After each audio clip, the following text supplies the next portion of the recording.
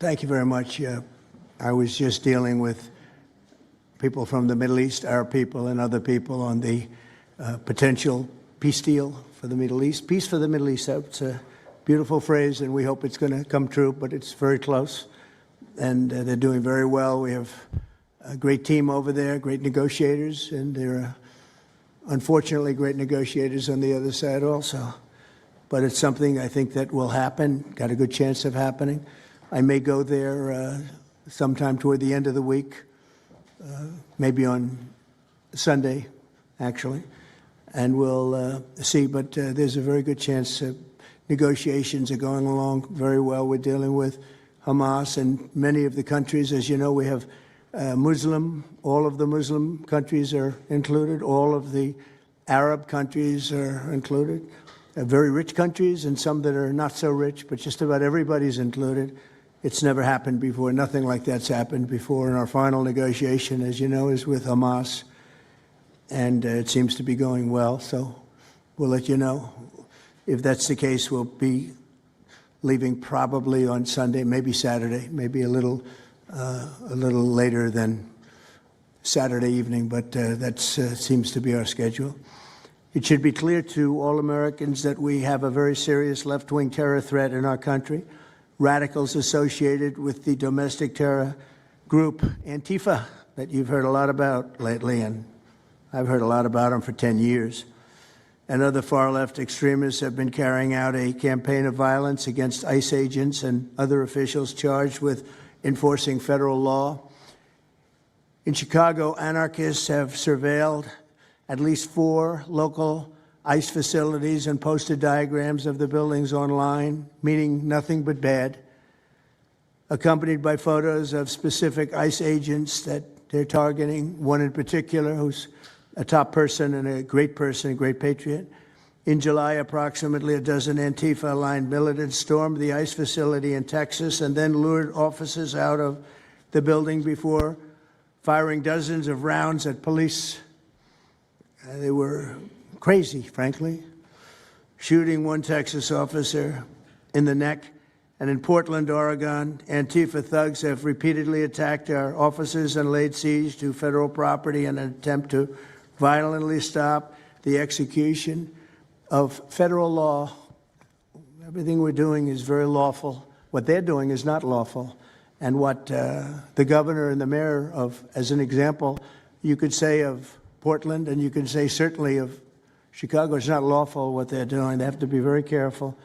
In addition, 2 weeks ago, a radical left terrorist in Dallas conducted a sniper attack on a local ICE facility, killing 2 people and leaving behind a note that read, "Hopefully this will give ICE agents some real terror." That's bad. This attack came the very same month that Charlie Kirk was assassinated by a far-left extremist who inscribed the words, "Hey, fascist, catch," meaning catch the bullet, onto the bullet shelf itself. The epidemic of left-wing violence and Antifa-inspired terror has been escalating for nearly a decade. At universities, Antifa has organized riotous mobs to attack campus speakers. I see it all the time. And these are agitators, anarchists, and they're paid. And you'll find that out. You'll be finding it out very soon. You should see what we have on these people. These are bad people. These are people that want to destroy our country. We're not going to let it happen. They've used armed gangs to assault local police in cities nationwide, and they've attacked journalists reporting on their crimes. So the journalists that report on their crimes, don't worry, you're very safe. I hope that's not going to turn you around, but they have been very threatening to people, but we're going to be very threatening to them, far more threatening to them than they ever were with us, and that includes the people that fund them. Probably some of the people I know, some of the people I dine with, but if they do, they're in deep trouble. So we're going to be looking very strongly at the people that are funding these operations. When you see the signs, and they're all made out of a beautiful, beautiful paper, beautiful, nice, stiff, very expensive paper, with beautiful wood handles, all the same color. They come from very expensive printing machines. These are not people that write out their signs in a basement that believe in something. These are paid anarchists. At least 3 of these courageous journalists have personally been victims of Antifa attacks. Andy Ngo has been repeatedly beaten by Antifa thugs for his work in Andy is a very serious person, too, I have to tell you. I've been watching him for a long time. Is Andy here? That's what I thought. Hello, Andy. I thought that was you.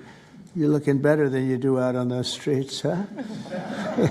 You look much better. It's nice to have you. You feel a little safer here, I think, maybe. Well, not that safe, because you have them. You have to worry about that. But thank you very much. Andy Ngo has been repeatedly beaten by Antifa, and including one assault that left him with a brain hemorrhage. Only days ago, Nick Sortor was assaulted in Portland by a flag-burning mob, and we've made it 1 year penalty for inciting riots. We took the freedom of speech away because that's been through the courts, and the court said you have freedom of speech. But what has happened is when they burn a flag, it agitates and irritates crowds. I've never seen anything like it on both sides, and you end up with riots. So we're going on that basis. We're looking at it not from the freedom of speech, which I always felt strongly about, but never passed the courts. This is what they do, is they incite. When you burn an American flag, you incite tremendous violence. We have many examples of it, many examples of it, and it's actually down on tape, and you see things happen that just don't happen unless it's the flag that's burning. Very recently, Katie Davis Court was hit in the face with a flagpole in Portland by an Antifa radical, leaving her with a very blackened eye. So, Katie, thank you very much. And I'd like to also say that I watched Nick. Where's Nick? Is Nick here? Nick? Hi, Nick.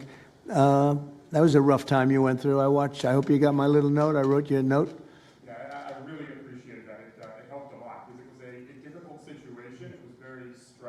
And your note helped a lot. I truly appreciate it. I thought it was terrible, actually. I thought it was terrible.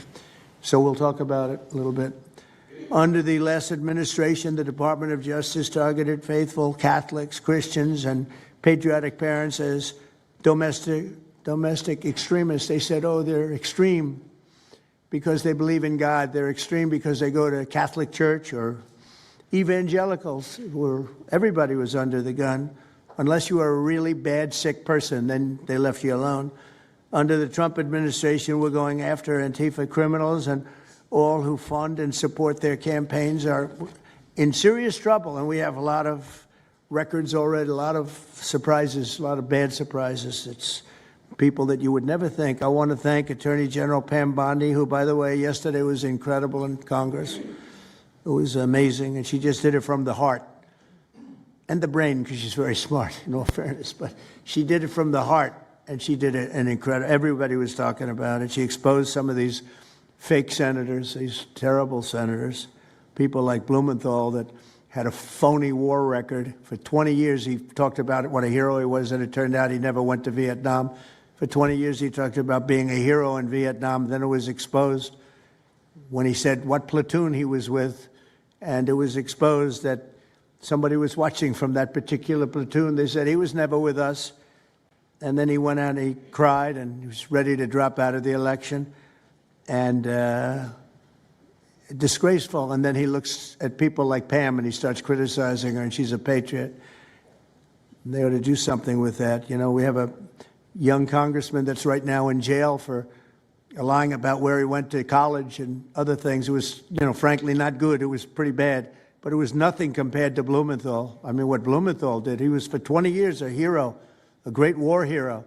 And then he sits back and, sanctimonious kind of a guy, looks down, how dare you do this to the American public, What a fake. But I thought Pam was incredible yesterday, as well as Secretary Kristi Noem, who's really out there courageously, and I appreciate it, Kristi, amazing what you're doing. FBI Director Kash Patel, who's really coming up with some great information, Kash. It's great. Keep it coming, because there's plenty of it. Deputy Attorney General, one of the best lawyers you'll ever find. Todd Blanche, who I know personally is a good lawyer because I'm here. Thank you very much, Todd. Good job, Todd.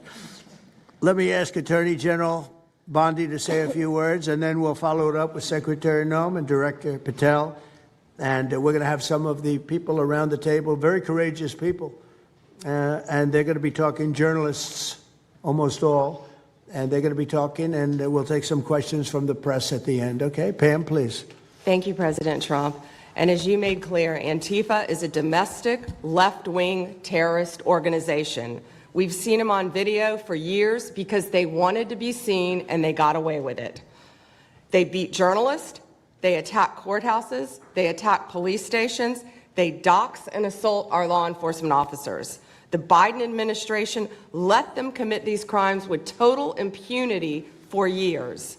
So did Democrat leaders like Pritzker and Mayor Brandon Johnson. Last week, independent journalist Nick Sorter was arrested just for protecting himself against Antifa. I saw it online and I called Nick. I couldn't believe what happened. He did all this just trying to save our American flag from being burned. He was pushed down and assaulted, yet the local police arrested Nick, not the Antifa thugs who did this to him. Antifa feels empowered to operate in the open because weak Democrats have turned a blind eye to their actions. Their hatred for President Trump and for law and order agendas fuels their violence. We've seen more than 1,000% increase in attacks against our ICE agents since January 20th. Secretary Noem is out there fighting for you firsthand to keep our federal officers safe, to keep our federal buildings safe, and we're not going to have it anymore, these thugs.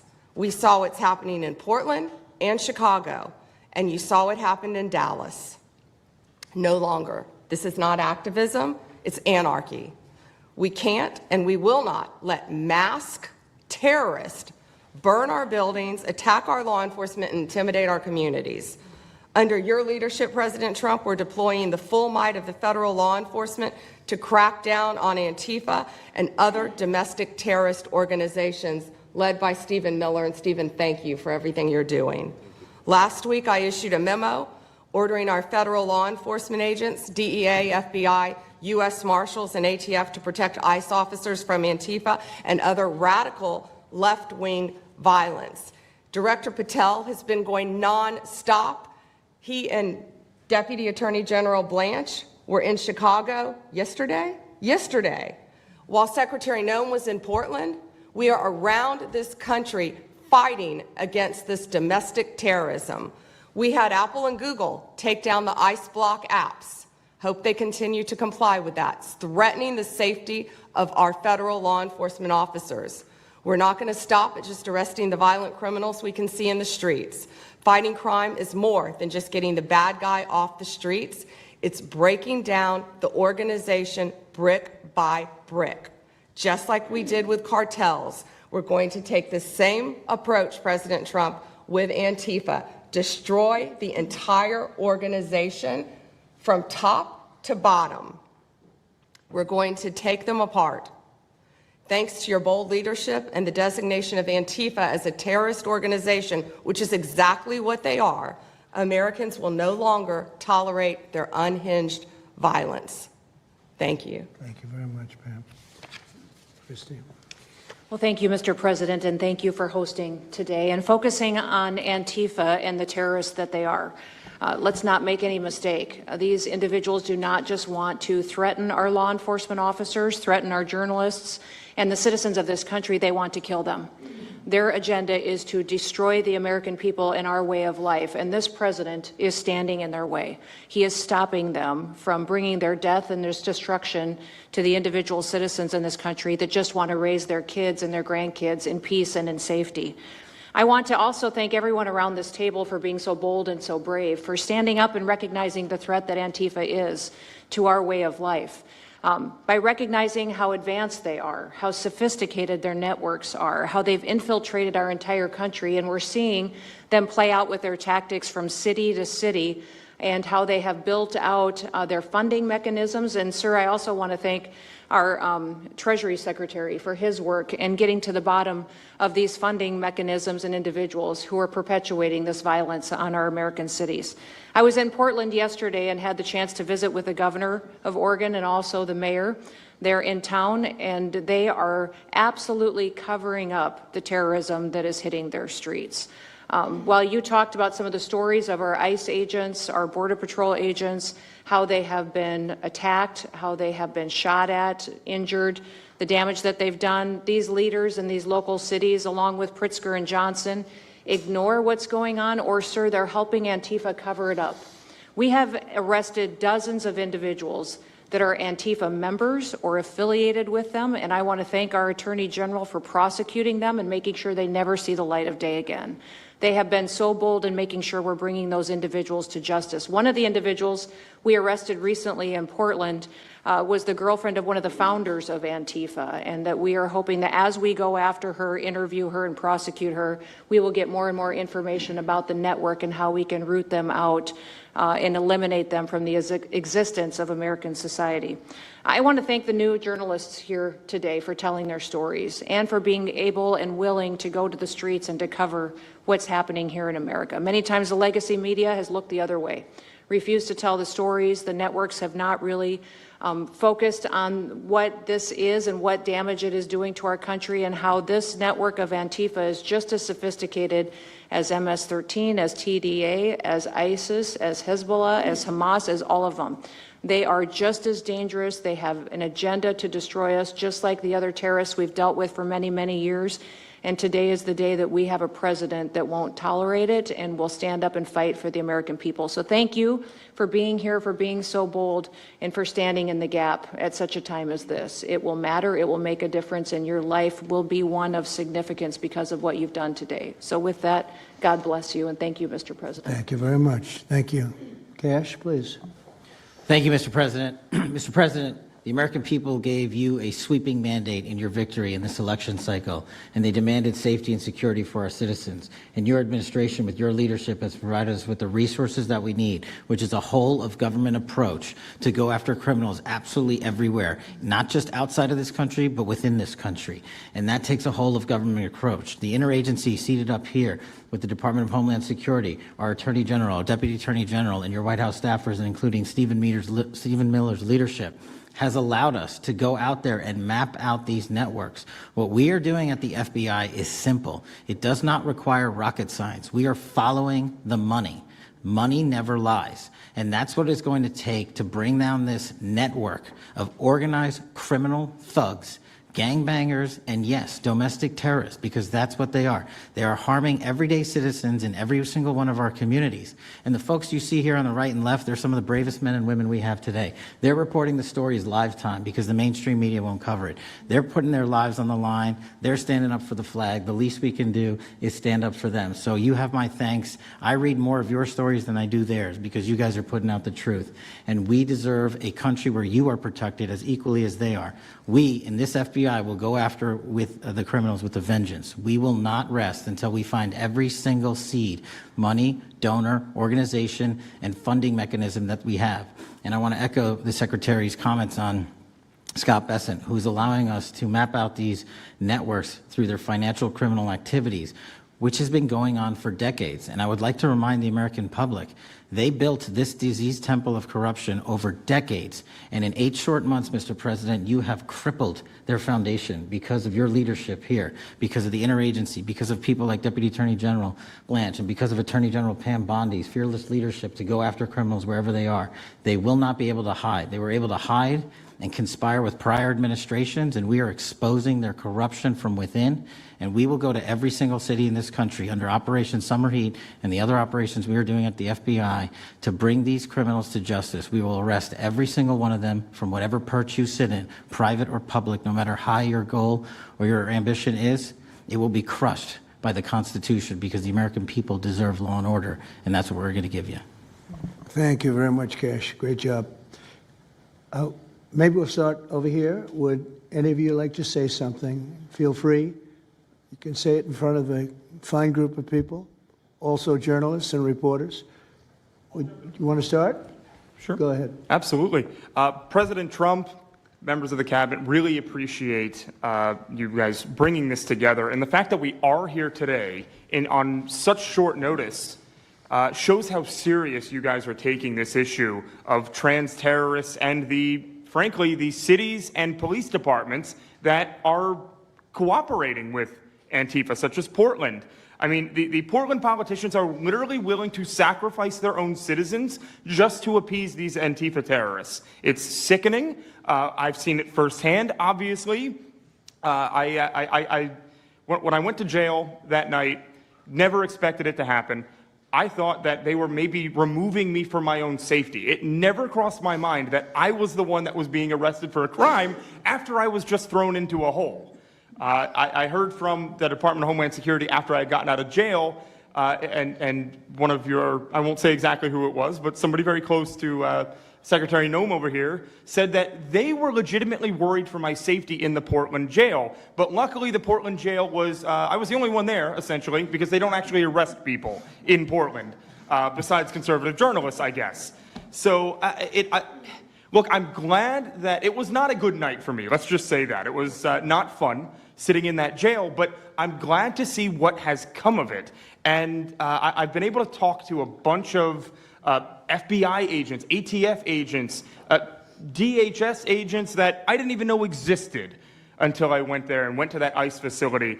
And the morale is at an all-time high. It is so exciting to see these guys know now that they have the backing of the Secretary, the DOJ, as well as the President of the United States, and they are there to do their job. They are going to fulfill this mission and deport these violent criminals. I believe one of the ones that I did a ride-along with Secretary Noem yesterday, President Trump, and there was a pedophile that had come into the country 5 times over the past 7 years.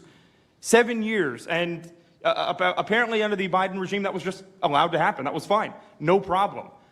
It's concerning to me that you're seeing the Portland Police Department, as well as the governor of Oregon and the mayor, of course, coming out and running defense for pedophiles that have entered the country illegally 5 times. It's crazy. I'm glad it's taking a front row seat in the media. And, they're being forced to talk about it in reality because, we're the ones that were on the ground. We're the ones that are actually reporting what's going on. Much of the legacy media has been either ignoring it or covering for Antifa for years now. So thank you guys so much for taking this seriously. And President Trump, you mentioned that flag. So remember, you put out a truth right after That's right. I saw that. took this flag from that man that was burning it in the street. I saw. Do you know who he is? Oh yeah, I know exactly who it is. So why don't you give it to Pam? Give it to the Attorney General, and let's start prosecutions. Yeah. I actually have a second flag that he tried to burn as well. So I have 2 of them from Well, the same you also guy. saw what happened when that flag started burning. Everyone went crazy. That's right. And that's when it started, when they started burning the flag. So thank you. If you could give the information, it would be great. Absolutely. And at least that horrible night made you famous. You got He was something. already I got a text from the President of the United States, so I appreciate that. And President Trump, after that happened to Nick, I called Harmeet Dillon, and we opened a pattern and practice investigation into the Portland police, very publicly, as to how they let this happen. Thank you, sir. Mr. President, Brandy Cruz, you're going to hear us be very fired up today, and you can tell, and it's because some of us have been covering Antifa for 15 years and have never had anyone in a position of authority even acknowledge their existence. And I'll also tell you that I think that had you not done, the single most powerful thing you've done to deal with this scourge has been acknowledging that Antifa is a real thing. I genuinely believe there would be people at these tables who would be dead today and would have been killed in Portland had you not called them a terror organization and said we're going to bring the full weight of the federal government to bear. I talked to Katie Daviscourt in Portland the other day. She'd been assaulted all summer. And she said the same thing. They didn't seem quick to violence as soon as you made that designation. So they're thinking in their heads. They're worried. There's been 24 or so arrested in Portland. They don't want to go to federal prison. There's this video of them, one of them who was in the face of an ICE agent, and then he's in custody shaking. Once you take the mask off, they're nothing. Right. And I was told by probably a dozen people not to tell you this. I'm going to tell it to you anyway, because it's relevant to what we're talking about. I'm living proof that you can recover from TDS. I had strong Trump derangement syndrome for probably 8 years. This is one of the reasons I recovered from it. And by the way, it's much better to not have TDS. I'm happier, I'm healthier. more successful. I even think I got a little more attractive after I got rid of my Trump derangement syndrome. Yes. You know, I'm a reporter in Seattle, and frankly, I could not care any less what any of you have to say about this meeting. Could not care any less. We're not here for you. I'm not here to convince any of you that Antifa is a real thing, because if you have not come to that conclusion by now, you are never going to come to that conclusion because you don't want to see it. And you're going to go and you're going to say it's a bunch of right-wing conservative influencers who are here spinning a tale. I was one of you. I was a mainstream reporter in Seattle for 10 years. I was a TV reporter on the streets doing my job, and I was still assaulted by Antifa. So it's not about being conservative. It's about people who go there and show what they're doing. And when I saw, after all those years, that the media wouldn't be honest about what was happening, that Democratic politicians wouldn't be honest about what was happening, I thought, well, gosh, if they're not being honest about that, maybe they're not being honest about President Trump either. And it opened my mind to just looking at things for what they were. And now I find you quite funny, actually. Now, it's like I said, I'm much happier about it. But, you know, for me, again, I could not care any less the stories that they go to print. This is what I care about. We have 3.5 years. Nothing is guaranteed, although I think if Democrats keep it up, we'll probably have Republican presidents for the next 3 decades. But nothing is guaranteed, and so what I want to see over the next 3.5 years is a full court press to dismantle Antifa once and for all in a meaningful way. I know, Andy, we talked before this about some ideas. That's really what we want to. I don't care what the media says. I don't care what Democrats say. They will never wake up to this fact. So we want the federal government to take as many of these cases as possible, look at the interstate travel between Portland and Seattle when it comes to these people who are committing violent acts, and hopefully in 3.5 years, they will be a shell of their former selves. Very close to done, and it's Antifa and many others, unfortunately. Yes. There are many others, bad ones. Most have been named terrorist organizations. There are a couple that we're going to. But I think we've got it pretty well covered. But there are many others. But very specifically today, it's Antifa, and it's really bad. And we're going to get it cleaned up. Andy, do you have something? Thank you very much. I'm glad you no longer have TDS. I feel very good about that. Fully recovered. Thank you.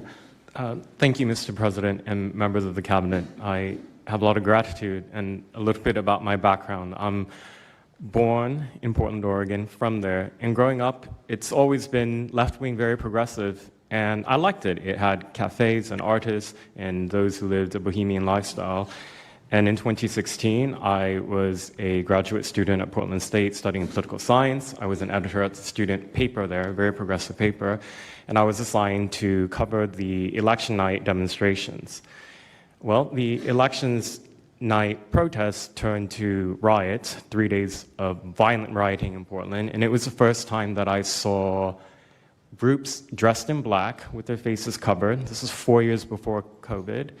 Some of them were waving the black flag of anarchism, some the red flag of Marxism. And within seconds, they would ravage one street to another, to another, to another. And the next day, I would read the legacy media, which I still read at that time and looked forward to, and I looked up to those journalists. And I was really shocked to see that the narrative was that these, in my view, anti-democratic political violence was legitimate acts of protest because people were concerned about racism or all these other lies. And so for the next 4 years, I just continued going out with my video camera. I thought, look, people can ignore what I write because of spin, but videos can quite speak for themselves. And in 2019, it led to me nearly losing my life. I was covering another Antifa protest turned riot. At that point, had been routine in Portland, and then I was ambushed in a mob beating. And I had never been in a fight. I didn't even realize that I was being assaulted until seconds in. And the punches came from everywhere on my head and my face, and I was bleeding out of my eyes and ears, and then they threw all the drinks in my eyes to humiliate me further and to laugh at me. And I was rushed to the hospital in an ambulance and CT scan, and I had subarachnoid hemorrhage, which is bleeding in the brain. I nearly died. And after surviving that, the reporting that I saw in liberal media it seemed to suggest that I had deserved it because they branded me far right.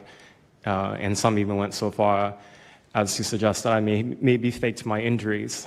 A BuzzFeed reporter asked for my medical records, which I did provide, but this felt so, it's like because I didn't die in that attack, there was another round of people who wanted to finish me off. But I continued, and then 2020, Portland was really the epicenter of the longest political violence. Those months of riots, I was on the ground, undercover, and there was an assassination there. There was a supporter of Donald Trump named Aaron Danielson who was shot dead by a self-described Antifa member who then fled out of state and died in a shootout with U.S. Marshals. In 2021, I returned undercover, naively thinking that enough time had passed, and was chased through the streets of downtown and beaten, nearly choked out. The person who was trying to choke me out held me so tightly that I had the blood, the vessels in my eyes burst. So one of the symptoms were my eyes were completely red after that, and I was hospitalized. So thank you so much for acknowledging Antifa and for directing your administration to treat them as domestic terrorists. It's going to be really challenging because how they organize is that they are decentralized, autonomous, and they operate on deception. And we're still to this day told that they don't exist, that it's a figment of our imagination. I think the DOJ could look at federal conspiracy charges. The state of California and San Diego County last year broke up an Antifa cell in San Diego. And I think maybe perhaps the State Department should designate Antifa, its international arm, as a foreign terrorist organization, FTO. So thank you so much for this invitation, Mr. President. Thank you very much, Andy. Great. That's a rough time you had, huh? So the chokeout was almost the end, you felt? Yeah, that was my only near-death experience in my life, and I'm quite shaken when I think about it now. It really feels unbelievable to me that on the streets of America that this type of violence against citizens could become so routine and accepted and cheered on by people. Although, in the immediate aftermath of Mr. Kirk's assassination, we saw again that type of depravity play out on quite large swaths of the left. So there's a deep sickness that's in this country right now, and it pains me a lot to acknowledge it. Yeah, the amazing thing is you look at Portland, and you see fires all over the place. You see fights and, just violence. It's just so crazy. And then you talk to the governor, and she acts like everything is totally normal. There's nothing wrong. It's almost like, are you waking up from a dream or something? You see it on your network. You see it all over the place. And it's so bad. It's so crazy. It's like the movies you see for the kids, I guess not only the kids, adults also, where you have these bombed out cities and these bombed out people. It's like worse than that. I don't think they could make a movie as bad. And then the governor will get up and say, I don't know why they're coming here. It's such a wonderful place. And the amazing thing is the people want us to be there. The people, when they get the real people that live there, many of them have left, but the real people want us to be. The same thing in Chicago. So they've had 60, 70 murders over a short period of time. Murders, people that got shot. They've had hundreds of people shot. And then a guy like Pritzker, or this low IQ mayor, gets up. He got up, he's got a 5% approval rating. And the people are all against him. They want people to come. Beautiful black women are wearing a MAGA hat last night on television. Beautiful people. And they said, we don't care who comes, just stop the crime. They don't care, frankly, they don't care if it's National Guard and military. Send in anybody you want, stop the crime. And they're afraid to go out. They can't even go out. And then a guy like Pritzker, think of that. 50, 60, 70 people over a short period of time murdered, mostly gun violence, but knives, but gun violence, they're murdered, and hundreds of people shot. They had one weekend where they had like 18 murdered and 71 shot. But they said, you know what their excuse is? Yeah, but it was a long weekend. In other words, it was a long weekend, so that was okay. And then Pritzker gets up and he says, I don't know what they're talking about. We don't have crime here. They're crazy. I think actually they're petrified. Their families live there, everything else. I actually think they're scared. Pritzker was a failure in his family. They threw him out of the family business. The guy's a loser.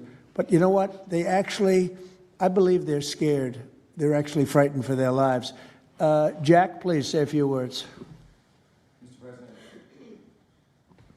Mr. President, thank you so much for having us here today and holding this roundtable. Antifa is real. Antifa has been around in various iterations for almost 100 years in some instances, going back to the Weimar Republic in Germany.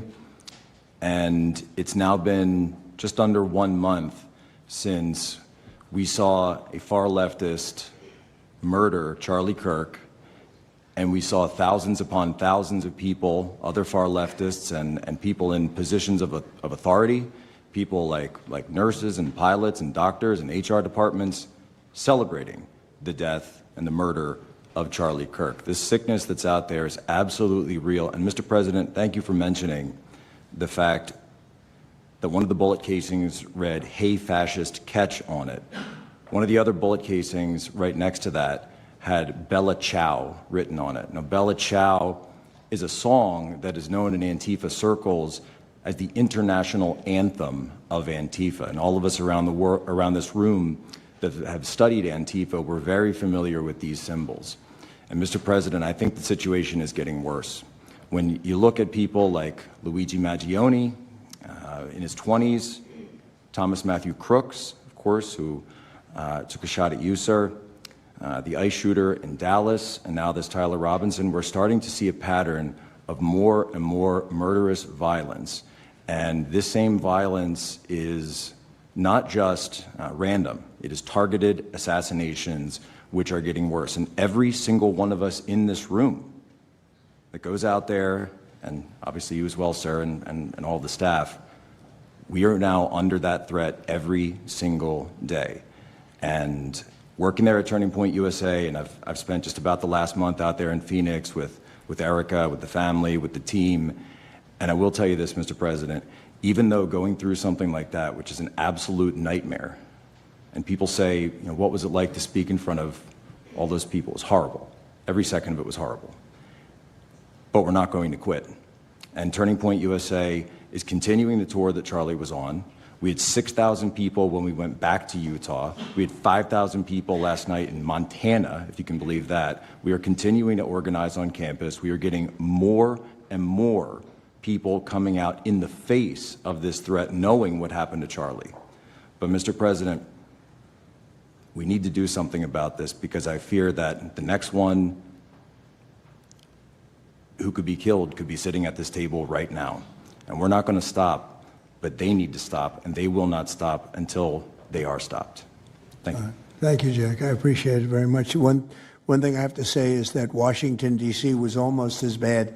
I don't know what could be worse than Portland. You don't even have stores anymore. They don't even put glass up. They put plywood on their windows, but most of the retailers have left. But Washington, D.C. was so bad, and Pam, I'd say it took 12 days to really make it pretty good, and a month to make it great. And now people are going out to dinner. The restaurants are booming. They don't have enough seats. They're opening up new restaurants because many of them closed.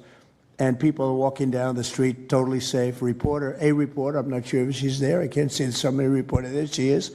She was violently assaulted.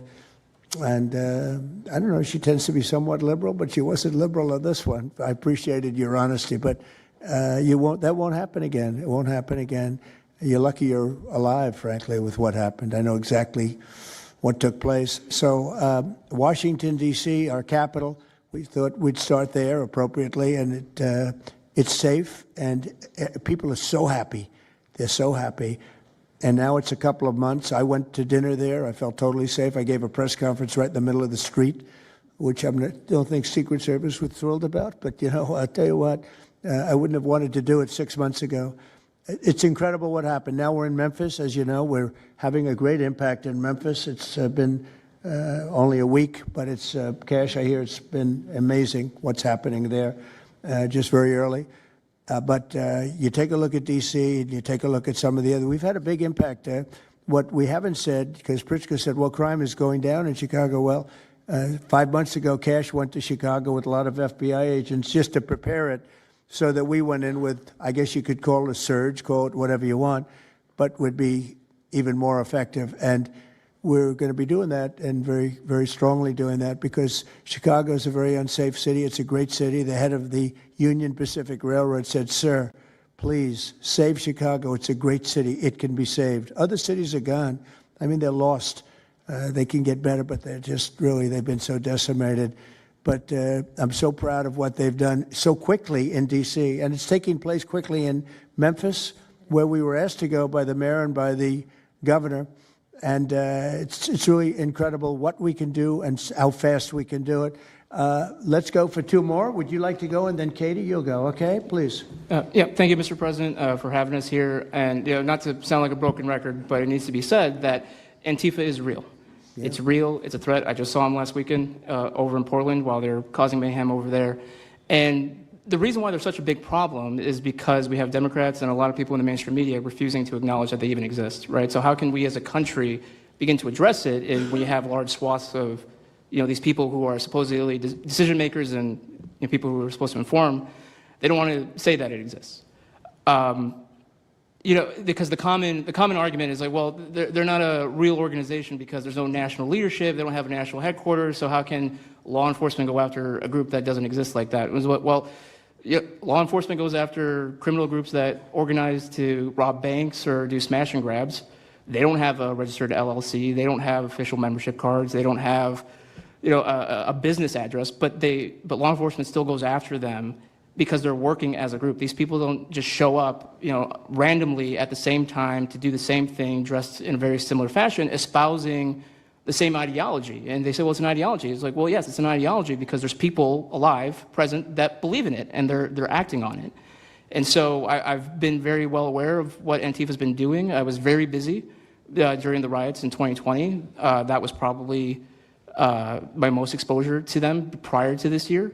I've been at the ICE facility at Broadview. I'm originally from the Chicagoland area, unfortunately, but that's where I grew up around. Like I said, I was in Portland. I was covering the riots in Los Angeles as well. And probably one of the most disturbing parts about that is, in addition to Antifa being present, they were tagging the streets with CJNG, which is Cartel Jalisco Nueva Generación, which is a cartel. So you have these people who are working basically in concert with other terrorist groups to say that we're here, we're present, and we're gonna attack federal agents and people who are going to expose what we do. And so, to be clear, political violence, sustained political violence that we're seeing in this country is not a both sides issue. I was, I was at Charlie Kirk's memorial in Glendale recently. Conservative gathering, totally peaceful. It was the most peaceful gathering that I've been at. Every other time that I've been covering violence in the streets, just this year, just this year, it's always been from left-wing people. Radical left-wing people.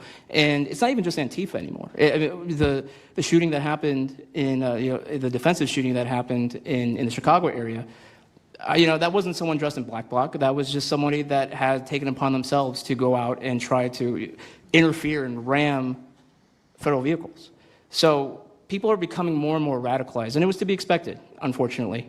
And the reason why we're in this position today is because after I was done covering the riots, I was at the border, from the San Diego sector all the way down to the Rio Grande Valley sector, covering the border crisis month after month. And we all knew the solution to that. We all knew why it was happening. It's because, well, it's racist to have a border. It's like, well, actually, it's not, but okay. And so it required you to come back into office and to fix the problem, but it's no longer just a border issue. It's a nationwide issue, and that's one of the reasons why you got elected back into office, because thankfully the American people said we're not going to deal with it anymore. But unfortunately, there's a lot of people, as we've seen, who are willing to take to the streets to do violence. And that's a scary thing, because typically when I was in 2020, I was covering Minneapolis, Los Angeles, Portland, Seattle. I was over in Chaz, and that was to be expected. But now, because the issue of immigration, illegal immigration, is so widespread, riots can happen anywhere. Attacks can happen anywhere. So that's why it was weird kind of going back to my home state to cover this violence. I mean, just after the Dallas shooting, they were chanting outside Broadview, shoot ICE, shoot those, efforts, shoot those efforts. So I'll just leave that. Thank you so much again for having this. this is very dangerous. You know, we don't work for companies that have billions of dollars. You know, we're running and gunning often on our own. We became friends. A lot of us are friends because we would see each other all the time, and we became friends because we wanted to have someone watch our back while we're out there. Because like I said, we're just out there. And but we'll continue to do it because it's an important topic. It's an important issue. The American people deserve to know what's happening in these chaotic situations, and we're more than happy to do it. So thank you, sir. Great job. Thank you very much. Katie, please. Hi, Mr. President. It is an honor being here today, and I first wanted to start by thanking you guys for designating Antifa a terrorist group. It's exactly what this group is. It's a long time coming. I'm an investigative journalist from Seattle. I work for the Post Millennial alongside Andy No and Jack Posobiec. I have been infiltrating Antifa cells in Seattle and Portland for the past decade. I know their inner workings, and Antifa uses extreme political violence to crush the civil rights of their political enemies and believes that violence is justified by any means necessary. But today, I want to focus on what is happening in Portland at the ICE facility. I've been covering this for the past 4 months, and this is a call out to corporate media who has completely ignored this story or has falsely reported on it. This is nothing short other than a sustained attack on the United States, which is being supported by Democratic elected officials. The Portland Police Bureau has completely abandoned several blocks outside the ICE facility, giving away their jurisdiction to a terrorist group who has spent the past 4 months harassing, assaulting, and intimidating anyone they perceive to be against their cause. Not only have federal agents been relentlessly assaulted for more than 100 consecutive days, black-clad anarchist militants concealing their identities behind black facial coverings have been assaulting reporters just for trying to cover their crimes. Today, I am sitting here with a black eye and a concussion after being violently hit in the face with a metal pole while reporting outside the ICE facility just this past week. After the attack, I immediately went to three Portland police officers who refused to detain the suspect. I took the time to chase down the suspect in the streets, had her held for 35 minutes. I was waiting for Portland police to come, and they never came. Then that's what opened to my eyes to what this group is actually doing. I watched 20 Antifa militants help my assault suspect escape into an Antifa safe house that is 1 block away from the ICE facility. And this safe house is where Antifa-affiliated protesters are conducting paramilitary operations. It's where they're arresting, they're showering, they're eating to continue this occupation. I have staked out this safe house and have observed shift changes. This group is highly organized. It is being funded through mutual aid groups, and they have no plans of stopping. Residents living across the ICE facility have been held hostage by Antifa. They're begging for federal intervention. The city refuses to help, and they want you, President Trump, to come in and restore law and order. I want to stress the importance of taking this situation seriously because when I first started reporting on this occupation, I went undercover in Black Bloc. I talked to these Antifa militants. I lasted for about a month. They believe that ICE agents are the Nazi Gestapo who need to be killed. They told me that directly, and I think that if this situation is not taken as seriously as it is, it's just a matter of time before someone gets killed. And thank you for having me. Thank you, Katie. That's pretty incredible. The only question nobody can answer is why. Why are they doing this? They're like insurrectionists. They're terrible people. But you really wonder why. Why are they doing it? What are they gaining other than they're obviously paid? They're paid a lot of money. Go ahead, please. Mr. President, if I can answer that question, the reason why they're doing it is because the same media that's sitting in this room with us has declared all of us at this table Nazis and fascists, and they've been doing this for years. This is why Antifa feels emboldened to attack us. Now, almost every single person at this table has been threatened with a steel bat. We've been assaulted, we've been harassed, we've been threatened, and that is in huge part due to the media. So my message right now is for you guys. Because 2 years ago, back in 2020, by the way, I was censored for my reporting on Antifa here in Washington, D.C. You were talking about how safe it is. Now, Mr. President, it wasn't so safe back then. Back in 2020, I watched as a father was being mobbed and surrounded by Antifa members as his terrified, crying children looked on and the police here did nothing. I watched as a woman had her hair violently ripped out of her skull simply for waving an American flag on the streets of Washington, D.C. And by the way, if you guys try to go and find any of this footage, you won't find any of it because Twitter deleted all of it because our president shared my reporting and they deleted my entire account immediately after. So now, if you want to know what happened in 2020, all you're going to see is the media headlines that said that it was fiery but mostly peaceful. Thanks for that one, CNN. The reality is that it was an extremely violent period of time, and for the last 10 years, Antifa has been wreaking havoc on law-abiding and innocent American citizens, and it needs to end. Now, I'm with Turning Point USA. It's an honor to be here, Mr. President. Thank you guys so much, everybody in the administration, for giving us a seat at the table, because the media has not only been demonizing us for so long, but immediately after the brutal assassination of our founder, Charlie Kirk, our Turning Point USA chapters have seen an uptick in violence across the nation as Antifa chapters that are embedded in our universities go and target them. It's been extremely difficult to report on the ground, and for a long time I was afraid to go to Portland because I knew that the only people who would have my back, like Julio said, were one of my friends on the ground because there is no police force there. I was terrified to go because I knew if I got shot or stabbed, and I have been assaulted, I've been mobbed and robbed in Austin, Texas by Antifa, that nobody would come to help me.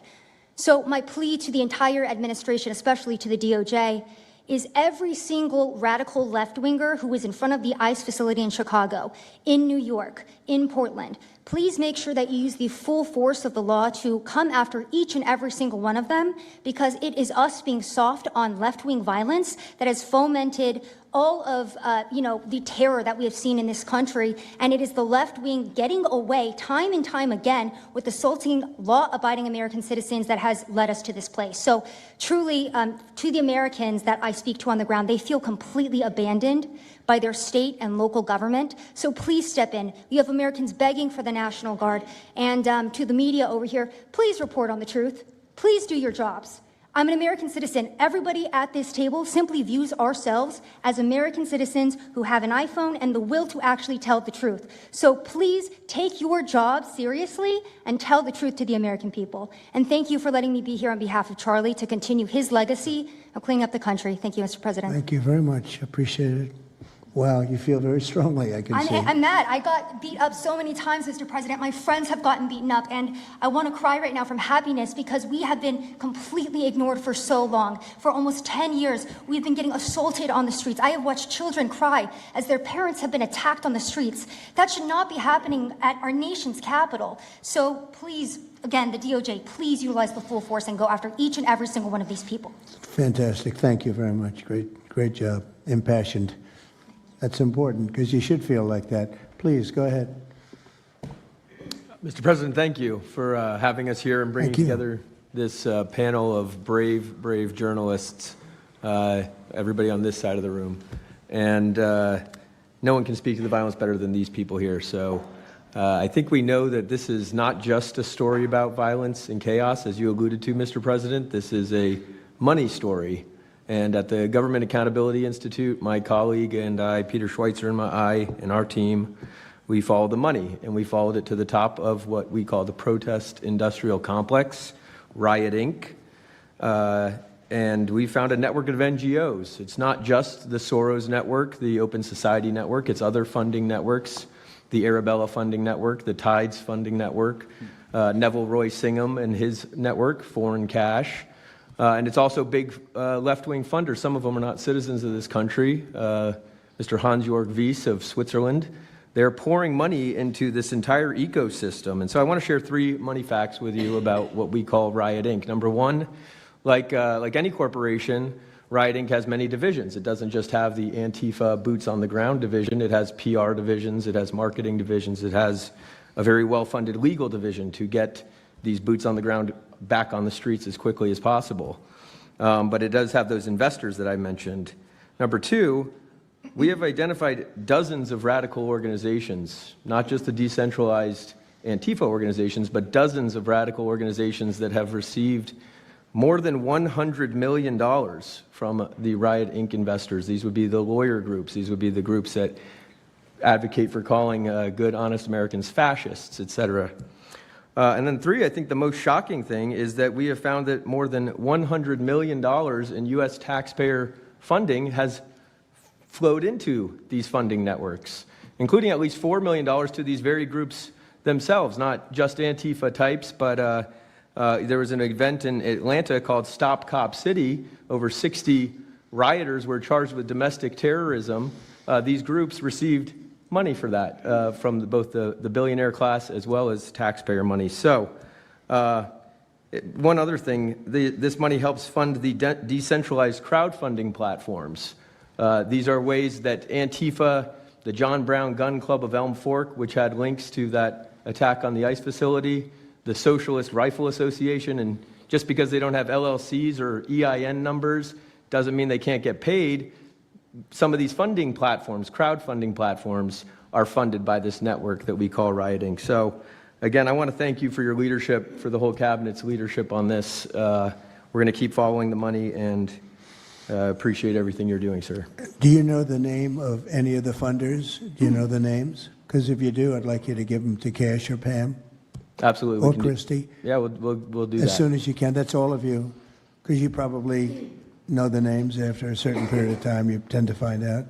But these are people that do not have good intention for the country, and that's treasonous probably. So if you could, very important, if you could do that, it would be great. Nobody would know better than you. You'll figure it out.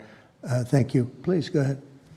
Yeah, my name's Nick Shirley. I'm 23 years old. I'm a 100% independent YouTube journalist. And over the past year or so, I've been able to go to 15 countries. I've hung out with people in the gangs of Brazil and the favelas, in the prisons of Secot. But yet the most dangerous places I have been here in the United States, unfortunately. And I've had the opportunity to show people about the protest Antifa here in the United States, and there's nothing organic about what they are doing here in the United States. I've watched people be bussed in from states. I've watched the same lady at a protest in Atlanta be bused to a protest in D.C. and then in New York City. There's nothing that is honest about what they are doing. And they have signs. I've seen the same signs here in D.C. and in London as well. It's a big organization and corporation that they're running. And people may wonder, like, what's the threat to us as Americans if we go? Well, you'll be labeled as a fascist, you'll be labeled as a Nazi, and they'll wish death upon you because they wish death upon me. And just last week in Portland, Oregon, I watched a lady get trapped in her car, surrounded by Antifa, and her sister messaged me after seeing the video. She said, the only reason I think my sister was safe is because you were there recording. I also was chased out by a member of Antifa who said he would smoke me, and next thing he knew, a DHS sniper had lasers on his chest. If he was not there, who knows what would have happened that day. These people are very dangerous, and people wonder how they're able to do it. It's the reason is because these cities are not enforcing the law. And why should these people be worried if the law is not being enforced? And we are not far right, nor are we far wrong. We're just right. And the truth about what's happening here in America with these groups is very dangerous, and I thank you, Mr. President, and your administration as well for acknowledging that. Thank you very much. It's too bad you have to go through it. I know, it's a Thank little you very crazy, much. right, Mr. President? Well, you're going to get to the bottom of it, so it's a very important thing you're doing. Thank you very much. Please, Cam. Yeah, I've just got something very short. I'm attacked every time I do my job. When I leave my house to go to work, I am violently assaulted. I've had guns pulled on me. I've been bear sprayed. I've been beaten down. I've been almost killed. So my question for all of you is, how would you feel if every time you showed up to work, masked militants tried to kill you? Because that's how we feel. That's our lived reality. And you guys go and tell us that we're liars, the riots aren't that bad, right? I've never seen any of you guys on the ground. In fact, I've never seen anybody representing the companies you work for on the ground. You guys come to us for interviews that never get published. Stop saying we're lying. We're not. We risk our lives every day to do the job that you guys are too afraid to do. What network would you say is the worst, if I could ask? Oh, man, that's a real tight spot. Honestly, it's a simple question. And it's just... Well, there's a lot of people in this pool, and I would say I'm not talking about Fox. I'm not talking about Newsmax or any outlet that resembles them. So I'll let you guys put the pieces together on who I'm exactly Who would talking you about. say? Which network? would you say? MSNBC for sure. Oh, they're terrible. I agree. They're terrible. CNN, probably close. Yeah. Yeah, I'd rate it that way. Yeah, MSNBC. That's Brian Roberts. Yeah. That he allows that to happen is a disgrace. Absolutely. And CNN is second. Yeah. I would say CNN is not quite as bad as MS. MSNBC is not What really a about news others? site anymore. Oh, MSNBC is sick. Yeah. They're sick. Well, sir, it's who also else? just the stories that they publish about what's the ICE enforcement operations that are so heavily slanted that it's no longer, as I was saying, no longer just Antifa, but Americans that are becoming radicalized. So they've been very irresponsible with how they've been reporting Who on is it. that? MSNBC, for example, they're Would you rate them the worst? probably. Who would you rate second? Well, they ran a story about an operation in Southern California about how a father of 3 Marines was arrested, and they made it seem like they just did it because he's brown.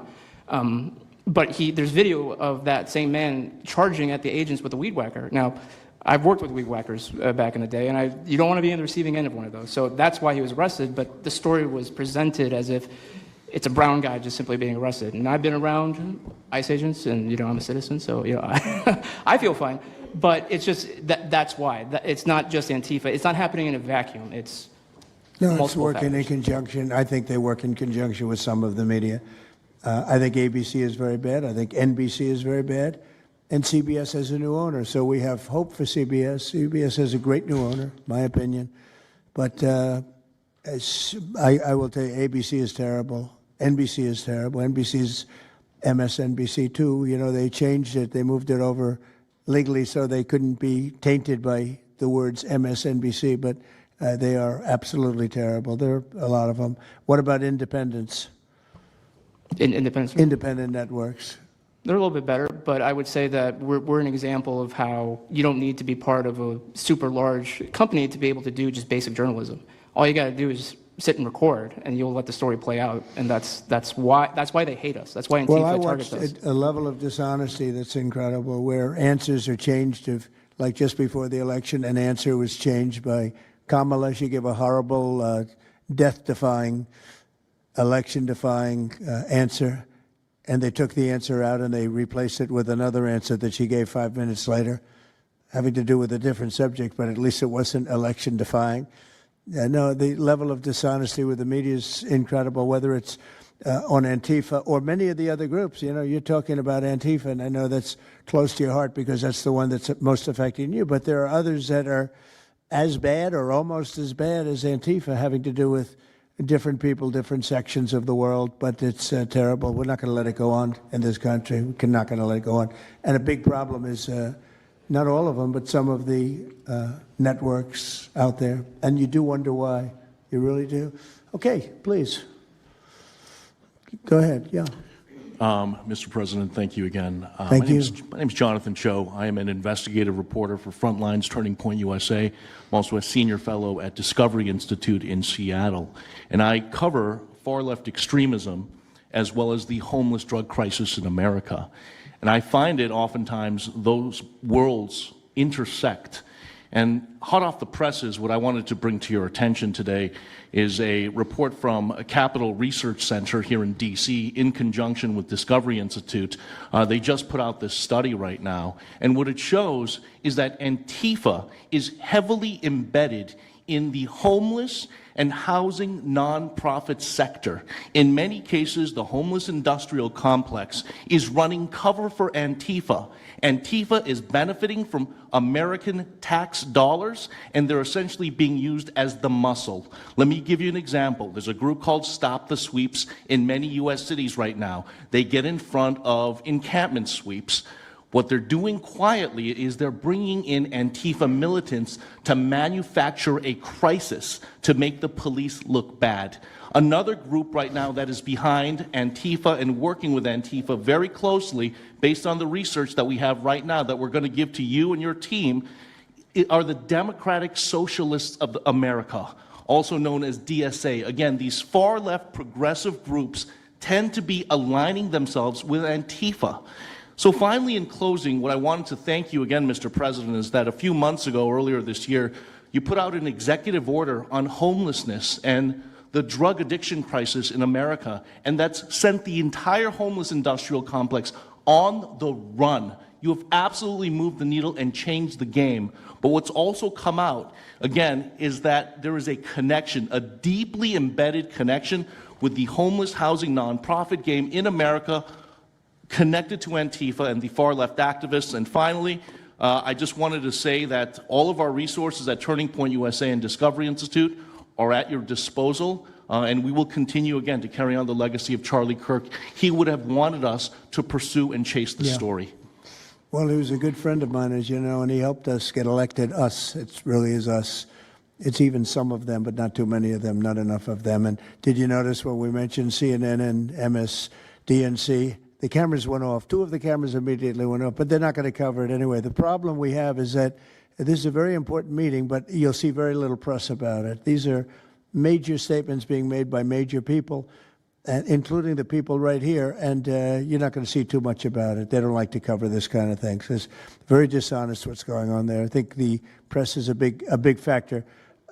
Please, go ahead. Thank you, James. Mr. President, thank you so much for having us all here to bring attention to this matter. You did mention MSDNC, CNN, a handful of those other outlets that have been lying about, various things, but especially what ICE, the brave men and women over at ICE have been doing. I was talking to Antifa members in Portland the other day, and a lot of these people genuinely believe, they buy these lies, and they genuinely believe that they're fighting against literal Nazis and not brave men and women that are putting their lives on the line to basically, enforce basic immigration law, right? That everyone seemed to agree with up until maybe a few years ago, a handful of years ago. So once again, thank you so much for having me. My name is James Klug. While my primary job is traveling around the country, having conversations with Americans about various political topics and issues, I have had a lot of run-ins with Antifa over the last 5 years. And I do think that Antifa is a primary reason why many conservatives are afraid to go out and protest and make their voices heard and maybe bring friends and family to a demonstration and exercise their First Amendment right, because they are literally deathly afraid. And I talk to these people all the time. They're afraid of militants showing up in black bloc and hurting them and their families. And, I've personally witnessed Antifa assaulting hundreds of police officers. I've witnessed them firebombing police departments and federal property. I've witnessed them making death threats against federal agents, police officers, journalists. I think I've witnessed every single person here, maybe not personally, but I've seen them get, hunted down and attacked. And so, this is a group that is responsible for a good percentage, if not a majority, of the violent riots in 2021 and 2020 when Democrat mayors had a kind of a hands-off approach with these left-wing militants. Just as a quick reminder for everybody, we're talking about dozens of murders that happened in those riots. We're talking about billions of dollars of damage to property and communities all over the country. We're talking about thousands of officer injuries. So this isn't just like some little thing that they're, they punch a journalist here and there. No, they're responsible for a lot of damage and a lot of people that have, unfortunately died and basically suppressing people's voices, And so what I did want to talk about is to get this footage, almost every single person in the room here, to get this footage, you have to go undercover because you are at risk of being beaten or worse. You have to go undercover. You have to film low-key to capture them committing crimes. This is stuff that the mainstream media was not doing and has not been doing. They'll show when Antifa is maybe, it's a little bit more peaceful, and they'll show when it's more mellow, but they'll remove the cameras when things get violent and it's actually dangerous to be here. And I have personally witnessed legacy media vans showing up at a riot 300 yards away, getting out of the vehicle, filming for 30 seconds, saying something like, fiery but mostly peaceful, packing up, and to add insult to injury, you have Democrat politicians that are saying, it's just an idea, right? That's all this is. So it's just an idea. After all of this chaos, it's just an idea. Well, that idea has threatened to kill me and many of my friends that are here today. So, Mr. President, thank you so much for bringing this to the forefront. And it's definitely making a big change. Really appreciate you. One question. So why is it there are numerous groups? Antifa is terrible, but you have other groups that I guess probably are almost as bad or just as bad. Not one other group was mentioned. I'm sort of surprised at that. You just come into contact with Antifa. It seems to be that you mostly come into contact with Antifa, please. There's a lot of overlap, and I would say that, for instance, Jonathan brought up the Democratic Socialists of America. They're basically the same thing. I mean, there's a lot of Democratic Socialists of America who are out there in black bloc, hiding their faces. And so I think we use, and I do understand, for the record, I do understand the challenge, as Andy pointed out, with Antifa as a graspable entity. I do. But at the end of the day, when you look at behavior, you prosecute behavior, right? We're not prosecuting ideas or ideology, you're prosecuting behavior. So whether you can prove that this amorphous thing is Antifa or someone has a patch that says Antifa, it doesn't matter. Did they assault someone? Did they assault a federal agent? Were they engaged in rioting? What is it? And so they're always using that, oh, well, they don't call themselves Antifa, even though some of them literally do. It's called Rose City Antifa. How long has it been around in Portland, Andy? Since 2007. They call themselves Antifa. In Seattle, I was outside the federal building, and they were yelling, "There's no police here. This is Antifa land." And then at the same time, Democrats, like our governor, oh, Antifa is an idea. But yeah, I think Antifa can overlap with a lot of other entities and organizations. Okay, very good. Thank you. President Trump, I just wanted to add this real quick, because you were asking which mainstream media outlet is the worst. What I think, it's any of them that decided to call Kilmar Abrego Garcia Maryland Dad. Because when I'm out there on the street talking to these people, they call Maryland Dad is this human, he's actually a human trafficking MS-13 gang member that's illegally in the country. But the amount of people on the street that I spoke with that thought that he was a U.S. citizen that was being deported to Uganda is dangerous. These people genuinely believe, based on what comes out of the garbage standing over here, that you guys are deporting U.S. citizens. So that's what's causing all these problems. So when you have a governor like Pritzker in Chicago, where you have Illinois, which is in a lot of trouble. Chicago's there, potentially a great city again. It's not great now, but it could be great again. That's why we have to get there soon, because eventually you can't do that. What makes a man like that say that things are wonderful? Why doesn't he say, we love that President Trump is going to come and help us clean up Chicago and make it safe again, as opposed to fighting us and pretending that there weren't 50 murders and 200 shootings and all of that? Why is that? Go ahead, Nick. To spite you. To spite the administration. That's simply what it's about at this point. Because, if you go and talk to some of these citizens, like I'll use Portland as an example again, because I've been there for so long now. You talk to the neighbors that live in the apartments next door to the ICE facility. There are veterans with PTSD that live there, and they're here all night long, screaming, fireworks being lit off by these rioters, children crying because they, can't sleep at night and they're scared of all the noise outside, and they can't leave. They got a lease. You can't just leave. These people aren't wealthy individuals. And that's one of the major problems here. And these people are afraid to come out and speak out, and they're getting no help from their government at all. They've been begging for the noise ordinance to be enforced outside of their apartment complex for months now, and the city of Portland has ignored them every single time. The victims are, as I said, they're afraid, but the governments aren't doing anything because they want to spite the administration. It's all political. And the politicians make you feel like you're foolish, like there's something wrong. Like, how could President Trump be saying that about Chicago? And yet the night before you see that, 11 people were shot, 5 people died, and you have him talking about like it's a wonderful situation.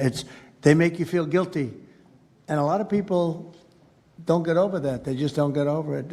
I think they convince the people. Do wealthy people leave too or not? Places like Portland, are the wealthy people leaving? People that can leave, are they leaving? I think that they're moving to the areas that have been gentrified. I mean, the Oregon governor, when she was saying, we don't need Trump here, she's walking around. It's a very tight shot, if you notice that. And she said, Portland's just fine. Look at me. And they'll focus on the couple areas of Portland that are very nice. Well, she was saying that, and there were explosions in the background. Yeah.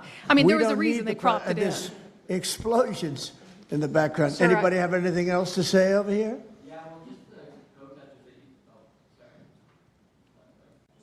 And then should we be taking questions, or is it just a waste of time because they can ask questions, but, well, there's Brian, he's good.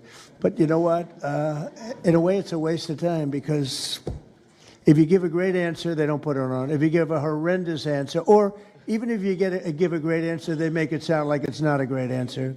They're very dishonest. Go ahead, Nick. Yeah, and I think part of that dishonesty comes from what they see. For instance, I've never been asked to go on any other show besides Fox News. My clips go viral everywhere, but they've never even asked, like CNN's never asked, MSNBC's never asked. And a lot of times when I go to hotels, I'll stay and I'll watch like MSNBC. Fortunately, their ratings are terrible. They are terrible. MSNBC is dying, and CNN is dying like a dog. And Poor CNN. They're so pathetic. It is very pathetic. You ever see their anchors in the evening? Nobody ever heard of them. Where did these people come? I could take anybody off the street in Washington, D.C. They'd do a better job. Yeah, and it's not hard to show what's going on these days. You literally have an iPhone and you can post it on X. They don't believe in the star system, you know. It's just one of those things, right? Okay, Nick, you finished, Nick? Yeah, Are thank you you very finished, much. Nick? Good job. Thank you very much. Well, you've been through hell, I tell you that, but you're really incredible patriots, incredible people.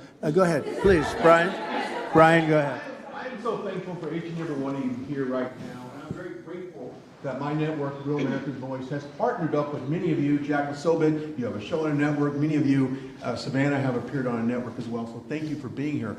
My question is this: in terms of following the money, I would just notify that the city of Austin is cleared to vote tomorrow to basically waive a $120,000 fee so that a No Kings, basically an anti-Trump rally, can occur in their city. They're bypassing the fees, rolling it to the taxpayers.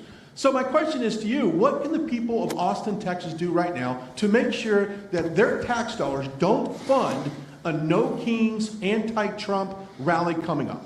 Well, you just tell me that I would love to do something about that. Bring a lawsuit, do something.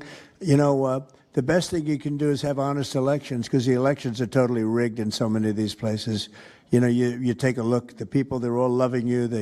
They can't breathe. They love so much, every one of them. You don't see one negative. Then all of a sudden you lose the election by 20 points. The elections are so rigged, and we proved that in 2020 more than any other time.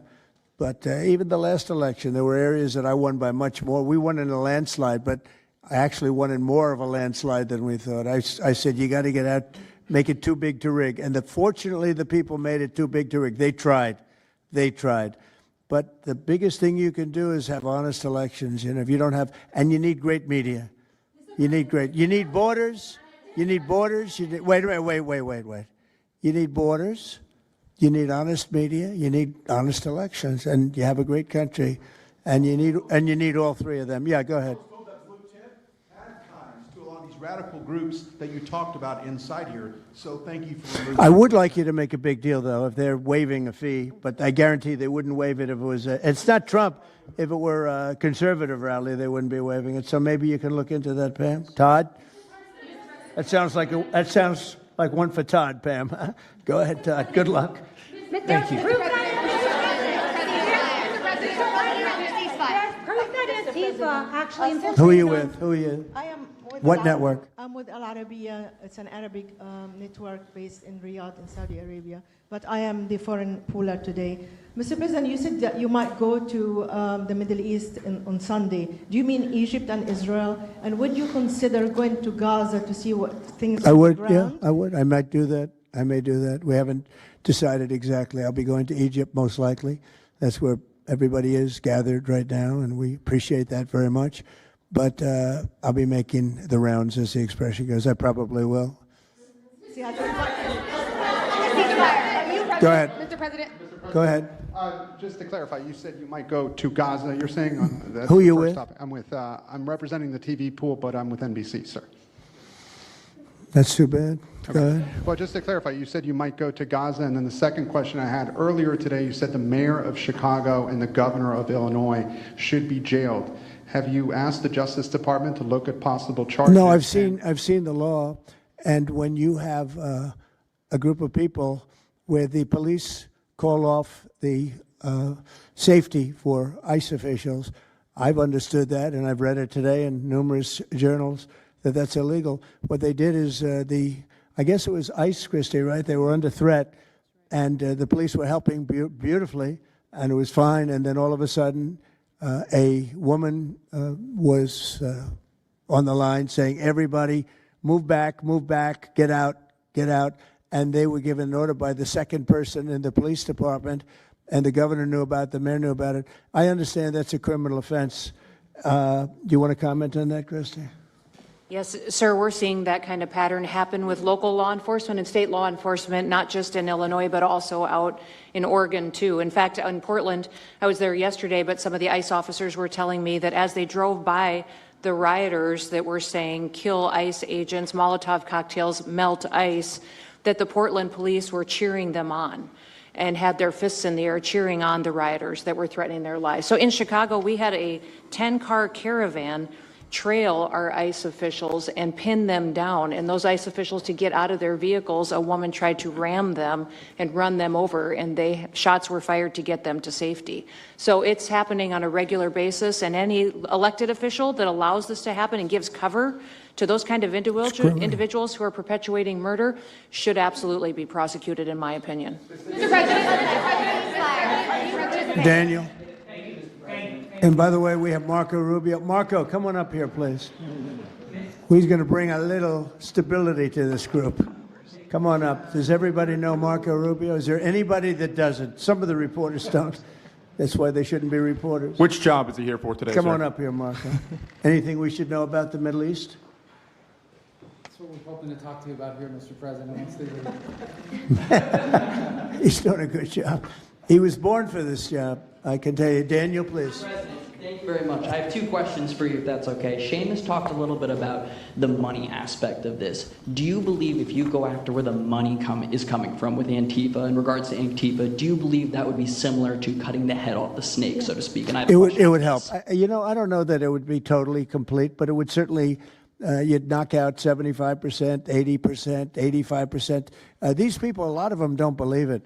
You know, when I watch them, I say, I can almost tell a pro they're like professionals. That's all they do. And they get paid by somebody. I think it would knock out a lot of it. Yeah, not all of it maybe, but a lot of it. And then a follow-up to that is a lot of the people who we've listened to over the last hour, they've emphasized that Antifa, it's not necessarily this big organized thing. It's a bit ambiguous. It's deorganized. I think that's one of the words that Andy used. What is the challenges of going after a group that makes it intentionally difficult to go after and find? That could be for you, the Attorney General, anyone up there. Well, they're smart people, and they deceive. A lot of them are crooked people. A lot of them have been staying out of trouble their whole lives, and they've been bad from the day they were born, frankly. But these are sick people. Pam, go ahead, please. Well, they're smart, but they're not smart enough. Oh, my microphone's broken. They're smart, but they're not smart enough.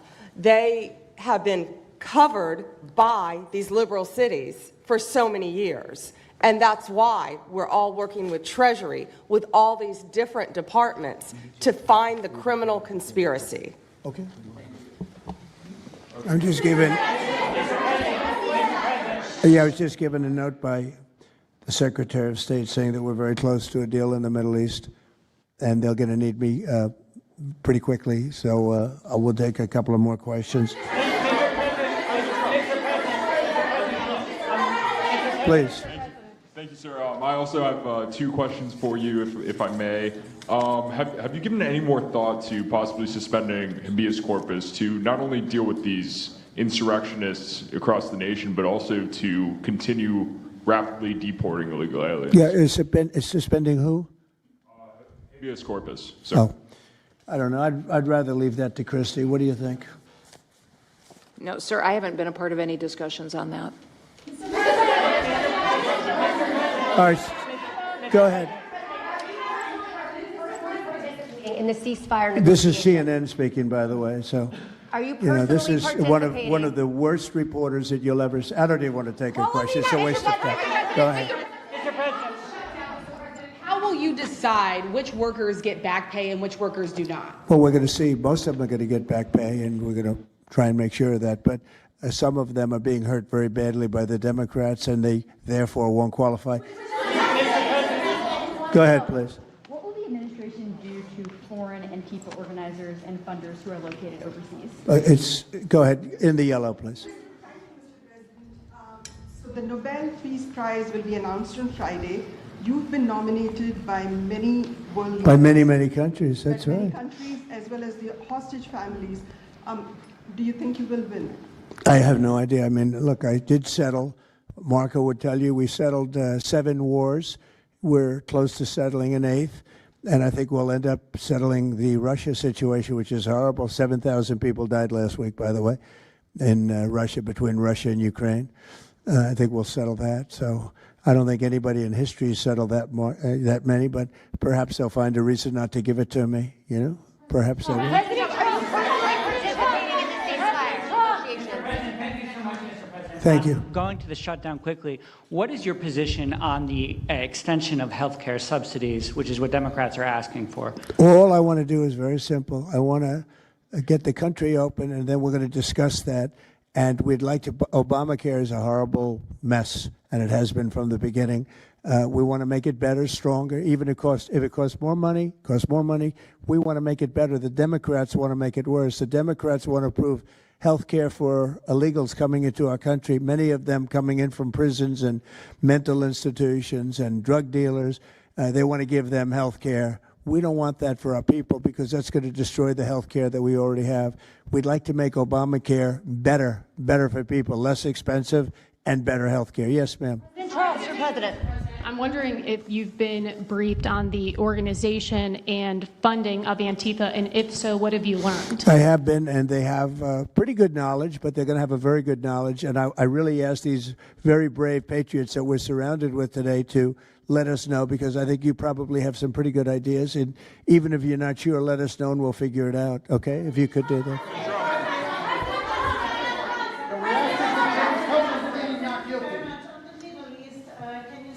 You're from Italy? No, I'm from France. Can you specify how close we are to the deal? Would that be announced today, tomorrow? And do you want to see the hostages released before you travel to the region? No, I think I'll probably go maybe before the hostages are released or shortly thereafter, pretty much shortly thereafter. Yeah, please. Participating in these negotiations. Go ahead. Who are you with? Who are you with? The Center Square. I had the honor of asking you originally if you would designate Antifa a terror organization. And I stand here before you today, and I'm echoing what Andy said over here. Are you going to work with your administration, as the Secretary of State's here, are you going to work with your administration to designate it a foreign terror organization? You mean a terror? Antifa? A foreign terror organization. Well, has that been done? Pretty close, right? Would you like to see it done? Yes, Mr. President. Do you think it would help? They have foreign links I'd be glad all to across do it. Western I think it's Europe. the kind of thing I'd like to do. If you'd like, does Middle everybody East. agree? If you agree, I agree. Let's get it done, okay? Let's get it done. Marco, we'll take care of it. Mr. President. That's international, you mean? Yes. International. Mr. President. Sounds good to me. Foreign terror organization. Steve, are you okay with it? Yes, it's true. There are extensive foreign ties, and I think that would be a very valid step to take. Good, I think so too. Yes. Good, I think it's a good point. Thank you. President, are you planning on formally participating in this? On the shutdown, we are now about 1 week away from military service members missing their paychecks. We'll always take care of our military. Would you encourage Congress to pass a standalone bill to pay our service members? Yeah, that probably will happen. We don't have to worry about it yet. That's a long time. You know what 1 week is for me? An eternity. 1 week for me is a long time. We'll take care of it. Our military is always going to be taken care of. Yeah, please. Blue dress, blue.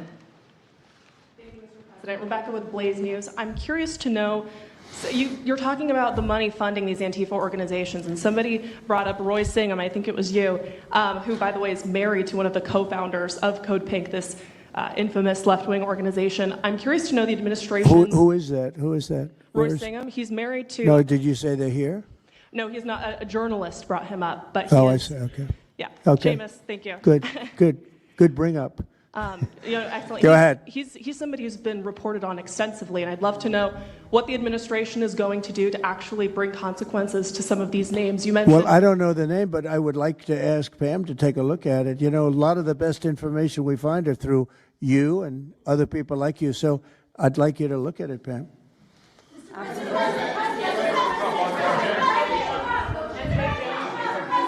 In the back, please. It's been actually very compelling proof that Antifa did infiltrate on January 6th, dressed up like Trump supporters and incited violence. Is that something that you would want the new J6 committee at Congress to look into? Well, I've heard that. They dress up like, they're fresh out of MAGA, but they have nothing to do with MAGA. And they make trouble and they try and blame it. And yeah, we know some of that and we will be acting on some of that. We've seen it. So I think you could stay a little longer, but the problem is, although you have some very honest journalists in here, you also have some largely dishonest journalists like MSDNC and CNN. I think they're very dishonest, unbelievably, like a waste of time even talking to them. But I have to go now to try and solve some problems in the Middle East, although I'm very well represented by our Secretary of State. He could probably do an even better job than me, but who knows? We don't want to take any chances, so we're going to go and do that. If you'd like, Pam, would you like to stay for another 5 minutes, 10 minutes while we have all these great people? And I'll let Pam and Christy take over and get some good points out. I just want to thank the people around the table in particular. You've been amazing. You've been brave. You're real patriots. You're real patriots.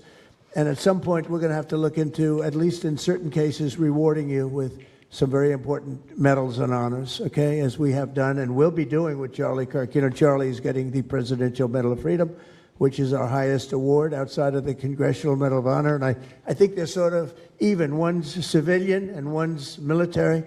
But unfortunately, the civilian sometimes is military also because of what we have to go through on the streets of this country.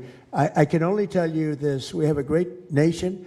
We have a nation that's right now the hottest in the entire world. We're the hottest nation in the world, despite all of the things we've been saying today. But that's going to make your job easier, because nobody's doing better than we are financially. We've never done better. We've had, I think, 58 stock market increases since I've been top, meaning record increases. We have never seen anything like it, and we're going to keep it going. That makes it a little bit easier for what we're doing. I guess maybe it also makes some people crazy because they don't want to see us do well. But we're the hottest nation anywhere in the world, and we were a dead nation 1 year ago. I say it all the time. We were a dead nation. Now we're the hottest nation in the world, and that's said to by every leader. One of the reasons that we have every country already signed up or just about to sign, every country in the world on this whole mess we have going over with Hamas and the Middle East and all of the things you see, is they respect our nation. A year ago, you wouldn't have been able to get it. You certainly couldn't have gotten it with Biden. You didn't know where the hell he was. But a year ago, you wouldn't have been able to have a situation like this. So I just want to thank the people around this table, and certainly the officials around the table, because they've been incredible. They've been brave. And I watched yesterday, Pam, and I watched a little bit. I thought it was so good. I rounded up, and I watched it late in the evening because I thought you were fantastic yesterday. You really, look, you had some wonderful senators, some great politicians asking you very fair questions, and you had some real slime balls. But I thought you were amazing, so thank you very much. And Christy, thanks for the great job. Cash, thanks for the great job. Always my man back down there. He's the silent type, but he's a hell of a lawyer. Thank you all. We're going to get peace in the Middle East. That's what we want to do. Thank you very much, everybody. Thank you.